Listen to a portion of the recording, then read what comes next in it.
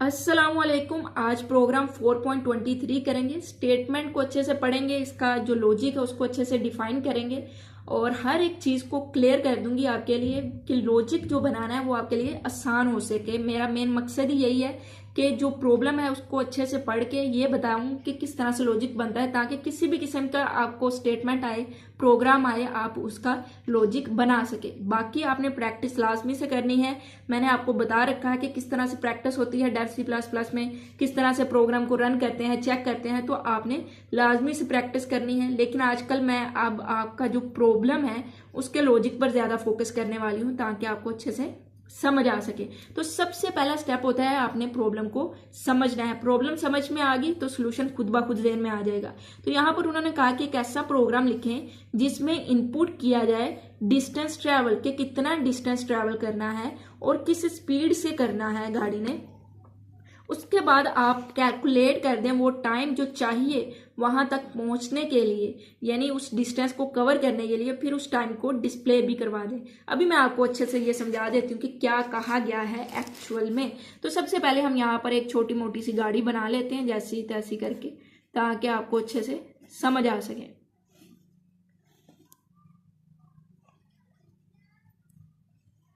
ठीक है, ये गाड़ी है, समझ लें जैसी भी है। ये एक कार है और इस कार ने डिस्टेंस को क्या करना है, ट्रैवल करना है। फर्ज करें कि ये डिस्टेंस है, ये इसने क्या करना है जी, ट्रैवल करना है। ये फासला है, ये कितने किलोमीटर है, जो हिसाब किताब है। डिस्टेंस इनपुट किया जाएगा कि भाई इतना डिस्टेंस है, इतना फासला है, इस कार ने उसको ट्रैवल करना है, पर ट्रैवल किस स्पीड से करना है ये भी हमें बताया जाएगा। यानी स्पीड भी हमें गिवन होगी, कितना फासला तय करना ये भी गिवन होगा। तो इन दोनों चीज से अगर हम समझें कि इस कार ने इस फासले को तय करना है, यानी यहां तक पहुंचना है, तो इसको टाइम लगेगा। तो ये टाइम किस तरह से हम फाइंड कर सकते हैं, हमें इजीली समझ आ रही है कि ये जो डिस्टेंस है, अगर उसकी स्पीड है जो, ये इस डिस्टेंस को क्या करती जा रही है, कम करती जा रही है। अगर स्पीड बिल्कुल जीरो हो जाए, कार तो एक जगह रुक जाएगी, तो डिस्टेंस कम नहीं होगा, तो टाइम ज्यादा लगता रहेगा और टाइम चलता रहेगा। अगर स्पीड जितनी कम होगी और फिर हमारा जो टाइम है उतना ज्यादा लगेगा। तो हमें समझ आ रहा है कि जो डिस्टेंस है इसको कम कौन कर रहा है, इसको स्पीड कम करेगी इस गाड़ी की।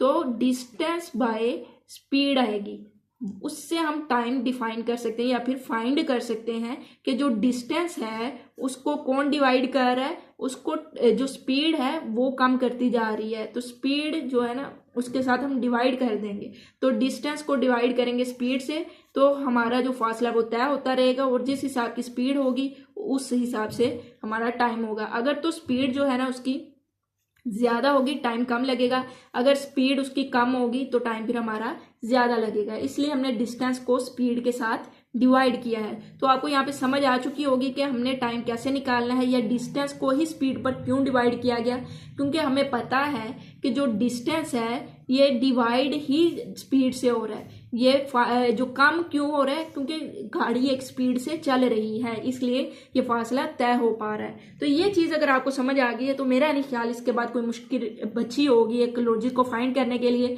तो स्पीड भी यूजर से लेंगे, डिस्टेंस भी यूजर से लेंगे, उसको डिवाइड करेंगे, टाइम टी के नाम से कोई वेरिएबल लेंगे, उसके अंदर जो भी वैल्यू आएगी डिवाइड करने के बाद उसको इसके अंदर स्टोर करके डिस्प्ले करवा देंगे। तो यहाँ पर भी सेम वही चीज उन्होंने बता दी है। उन्होंने कहा है कि यहाँ पर सबसे पहले डबल में उन्होंने डिस्टेंस लिया है, टाइम लिया है, स्पीड लिया है। इंट क्यों यूज होता है, डबल क्यों यूज होता है, ये डाटा टाइप में हमने क्लियर किया है। पिछले चैप्टर आपको आने चाहिए, उसके बाद ही आपको समझ आएगी, क्योंकि अब इन एक एक चीज को बार बार हम रिपीट नहीं कर सकते। उसके बाद हम क्या कहेंगे कि ट्रैवल जो किया है डिस्टेंस या करना है माइल्स में एंटर कर दें। किसी हम कह रहे हैं, यूजर को कह रहे हैं। यूजर से अगर हमने डिस्टेंस लेना है तो पहले हम उससे कुछ स्टेटमेंट शो करवाएंगे कि आपने क्या एंटर करना है। हमने उसे डिस्टेंस कहा तो वो डिस्टेंस एंटर करेगा, इसलिए हम डिस्टेंस नाम के वेरिएबल के अंदर उस वैल्यू को स्टोर कर लेंगे। उसके बाद क्या होगा, उसके बाद जो स्पीड है हम उस स्पीड के लिए भी एक मैसेज शो करवाएंगे सी आउट के साथ। ये यूजर की स्क्रीन पर शो होगा फिर यूजर जो स्पीड एंटर करेगा यानी जो वैल्यू एंटर करेगा वो स्पीड नाम के वेरिएबल के अंदर जाके स्टोर हो जाएगी। अब हमारे पास डिस्टेंस की भी वैल्यू आ चुकी है, स्पीड की भी आ चुकी है, तो हम टी या टाइम वाले वेरिएबल के साथ ये फार्मूला लगाएंगे ताकि इनको डिवाइड करने पर जो भी वैल्यू आती है वो टाइम वाले वेरिएबल के अंदर जाके स्टोर हो चुके। अब हमारे पास टाइम की वैल्यू आ चुकी है तो हम बता देंगे कि जो मुकाम है या जो मंजिल है, डेस्टिनेशन है, उस तक पहुंचने के लिए जो टाइम रिक्वायर्ड है वो फाइंड हो चुका है और वो टाइम ये है। आपको पता है डबल कोट के बगैर अगर हम वेरिएबल लिखते हैं तो वेरिएबल की वैल्यू शो हो रही होगी।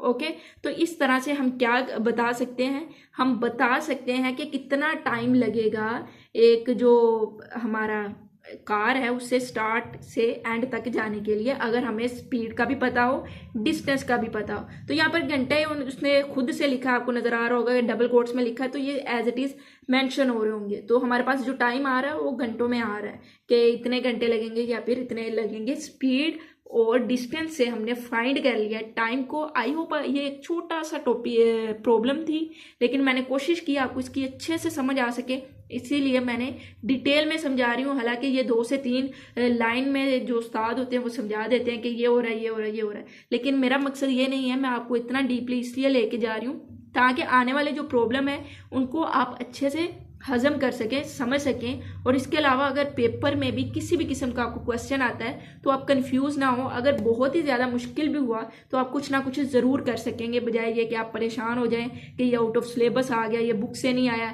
या मैं किस तरह से लॉजिक बिल्डिंग इंक्रीज करूं। तो आपने इस वीडियो को अपने दोस्तों के साथ भी शेयर करना है, इस चैनल को भी शेयर करना है, सब्सक्राइब लाजमी से करना है, और प्ले लिस्ट को में जाकर आपने एक एक चैप्टर करके पढ़ना है। जब आप चैप्टर वाइज और टॉपिक वाइज हर चीज़ को कवर कर लेंगे तो फिर आपको ये चीज़ ऐसे लग रही होगी कि मैंने इतनी ज़्यादा आसानी से आपको ये समझा दिया, यकीन माने। तो इंशाल्लाह अगली वीडियो में हम अगले प्रोग्राम को सोल्व करेंगे, एक एक करके सोल्व करेंगे, फिर एक्सरसाइज वाले भी सोल्व करेंगे। तो अगली वीडियो में मिलेंगे इंशाल्लाह, तब तक के लिए अल्लाह हाफिज़।